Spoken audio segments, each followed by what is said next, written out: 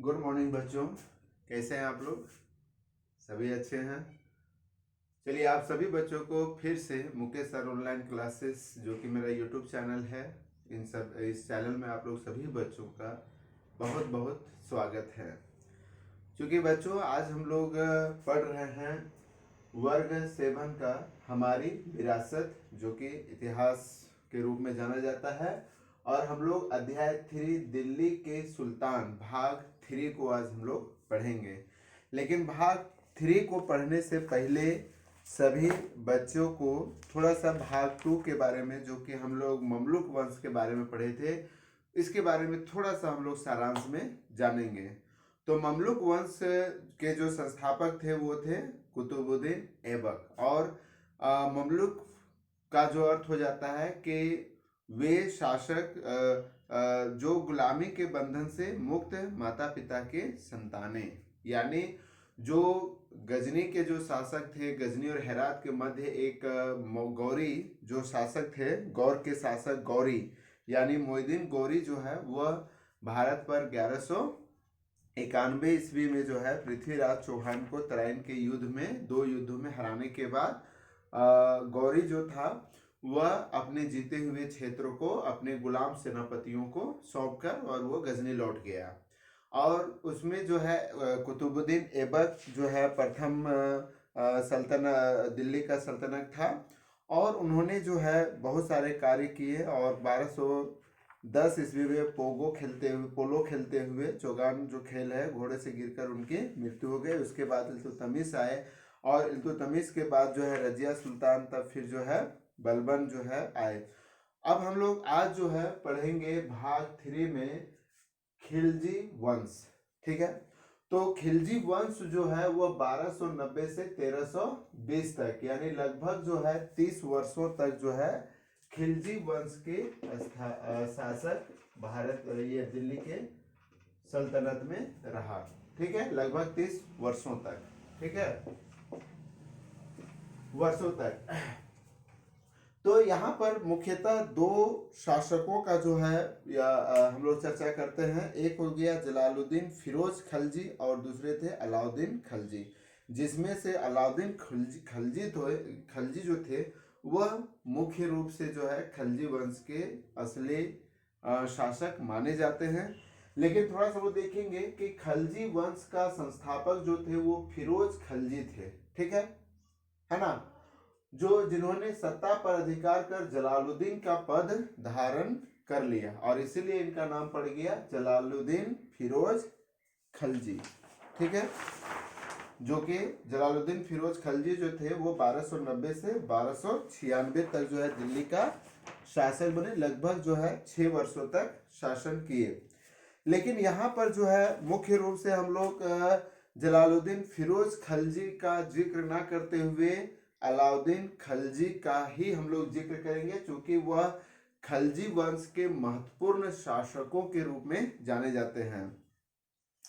अलाउद्दीन का 20 वर्षों का शासनकाल सल्तनत के इतिहास का एक महत्वपूर्ण अध्याय है। चूंकि अलाउद्दीन खलजी जो थे वह लगभग 20 वर्षों तक ये शासन किए, है ना। इसको आप लोग पॉज करके उतार लेंगे और हम लोग देखेंगे कि अलाउद्दीन खलजी के बारे में हम लोग विशेष तौर पर, चूंकि वह लगभग 20 वर्षों तक हमारे दिल्ली सल्तनत के शासक थे और उन्होंने बहुत सारे, यूँ कहा जाए कि बहुत सारे चीज़ों का पर वो सुधार किए, और उन्हीं सुधारों को थोड़ा सा हम लोग देखेंगे। तो अलाउद्दीन का 20 वर्षों का शासनकाल सल्तनत के इतिहास का एक महत्वपूर्ण अध्याय है। वह एक दूरदर्शी शासक था। हम लोग खिलजी वंश के अलाउद्दीन खलजी के बारे में पढ़ रहे हैं। और यह अलाउद्दीन खलजी जो थे वह 1296 से 1320, है ना, 1296 से 1316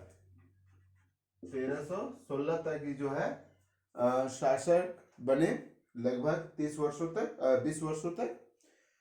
वह एक दूरदर्शी शासक था। सबसे पहले उसने गुजरात, मालवा और राजपूताना पर अधिकार किया। बच्चों यहाँ पर आप देखेंगे जो अलाउद्दीन खिलजी का दक्षिण भारत अभियान जो था, ये आपको यहाँ पर मिलेगा। दिल्ली से वो लगभग 1299 में गुजरात पर जो है अधिकार किया, 1313 में चित्तौड़ पर, है ना, 1301 में रणथंबोर, मांडू 1305 में, फिर जो है 1302 से 1303 में वारंगल हो गया। ये बहुत सारे जो है यहाँ पर जो है आप इस चित्र में देख सकते हैं। तो वो उनके द्वारा जो अभियान चलाया गया था दक्षिण को जीतने का, तो वो आप लोग इसमें ईस्वी वाइज देख सकते हैं बुक में।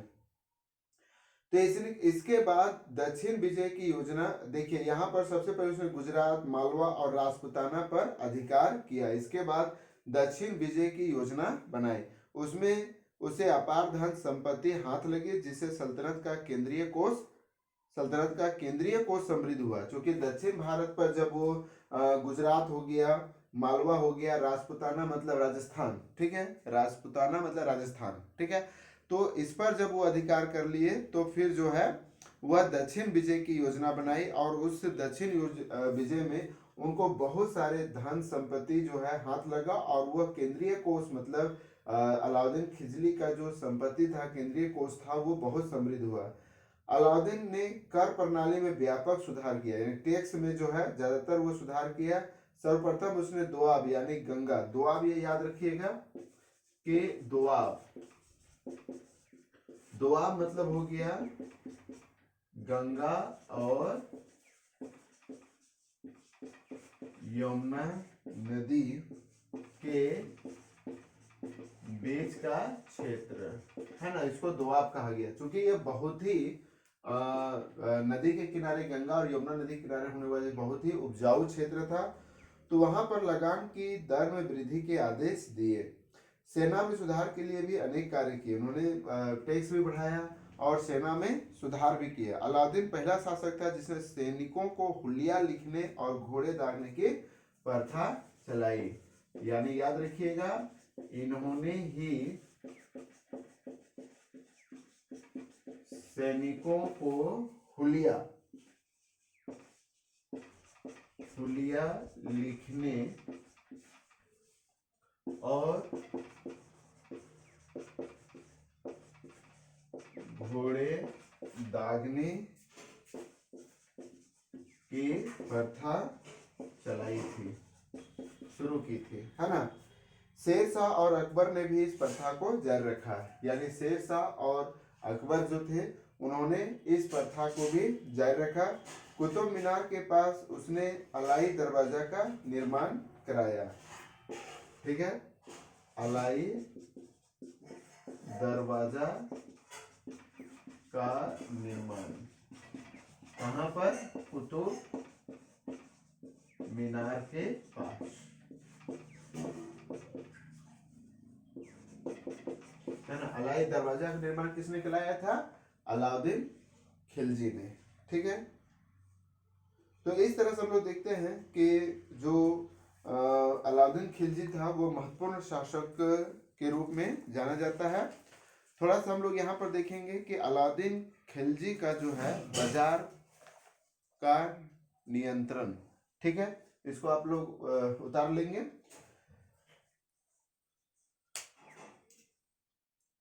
तो इसमें हम लोग देखेंगे कि यह महत्वपूर्ण कार्य करने के बाद इनका बाजार नियंत्रण जो है वह काफी प्रसिद्ध और पुख्ता था। यानी यह माना जाता था कि अगर कोई भी बच्चा उस समय पैसा लेकर अगर वो बाजार जाता तो कोई भी व्यापारी उस बच्चे को ठग नहीं सकता था, ऐसा नियंत्रण था। जैसे अगर अभी हम लोग क्या होता है, अगर कोई छोटा सा बच्चा अगर ले जाता है तो व्यापारी लोग जो है कम बेसी करके ठग के चले जाते हैं, है ना। लेकिन अलाउद्दीन खिलजी का बाजार पर ऐसा नियंत्रण था कि कोई भी व्यापारी किसी छोटे बच्चे को भी वह ठग नहीं पाता था, ऐसा नियंत्रण था। अलाउद्दीन खिलजी ने बाजार नियंत्रण पर विशेष जोर दिया। उसने विस्तृत जानकारी जियालुद्दीन बरनी की तारीख के फिरोजशाही से मिलती है ना। यानी एक इतिहासकार थे, कौन? जियाउद्दीन बर्नी की पुस्तक, है ना, तारिक ए, इसको याद रखिएगा, तारिक ए फिरोज शाही, है ना। तो अलाउद्दीन खिलजी का जो बाजार नियंत्रण है वो इस बुक से हमें जानकारी मिलती है। कौन? तारिक ए फिरोज शाही। अलाउद्दीन ने इस तरह नए पदों का सृजन किया। दीवान ए यानी पद, दीवान ए रियासत, ठीक है। तो दीवान ए रियासत यह व्यापारी एवं बाजार पर पूर्णतः नियंत्रण रखता था। ये क्या करता था? बाजार पर एवं व्यापारियों पर नियंत्रण, है ना, नियंत्रण रखता था। कौन? दीवान ए रियासत। उसके बाद सहना ए मंडी, ये पद है, सहना ए मंडी। इसका काम क्या था? यह बाजार का अधीक्षक था, बाजार का अधीक्षक, है ना। बाजार का अधीक्षक होता था। यहाँ सभी व्यापारियों को इसे दफ्तर में आने को पंजीकृत करना पड़ता था। दफ्तर में अपने को पंजीकृत, यानी यहाँ पर क्या करता था? व्यापारियों को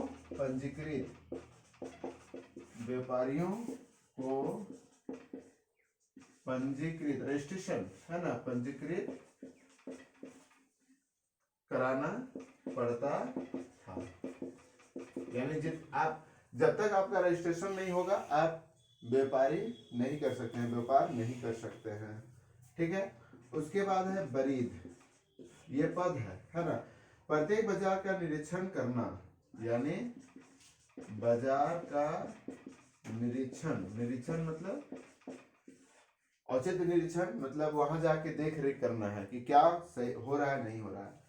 उसने व्यापारियों में बेईमानी रोकने के लिए कम तोलने वाले व्यक्ति के शरीर से उतना ही मांस काटने का आदेश दिया था। सोच लीजिए, अगर आप कोई सामान खरीदे हैं और कोई व्यापारी अगर कम सामान दिया, ठीक है, आप मान लीजिए कि 1 किलो आप सामान ले रहे हैं और अगर वो 1 किलो की जगह पर अगर 700 हो गया या 800 हो गया, तो 200 ग्राम उस व्यापारी के मांस को जो है काटने का आदेश दिया था।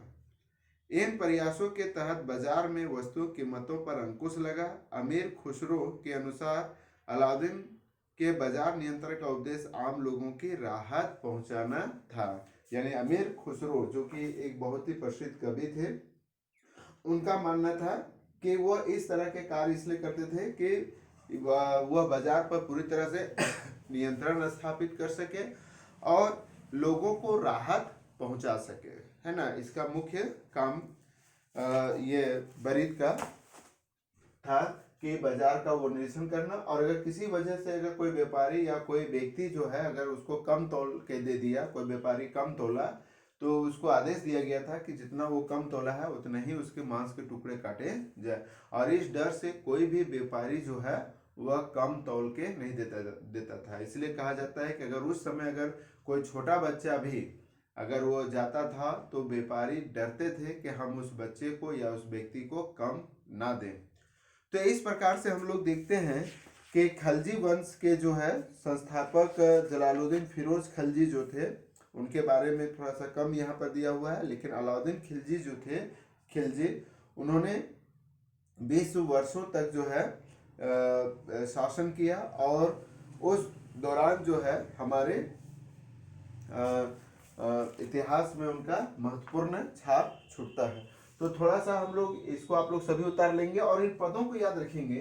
दीवान ए रियासत, सहना ए मंडी, ये पद है ना, ये पद है, ये 3 पद, बरीद, सहना ए मंडी, दीवान ए रियासत, आप लोग इसको याद कर लेंगे।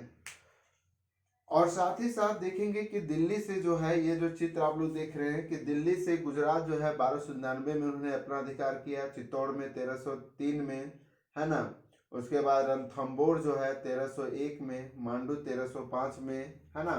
उसी तरह से कांगड़ा जो था 1203 से 1303 में, वारंगल 1311 में, फिर जो है देवगिरी 1296 में, उसी तरह से होयसल जो था 1310 से 1311 में, उसके बाद तंजावुर जो था 1311 में। इस तरह से वो दक्षिण भारत, यानी कहा जाए कि अलाउद्दीन खिलजी ने जो था वह उत्तर भारत के साथ साथ जो है दक्षिण भारत में भी अपना वर्चस्व स्थापित किया था।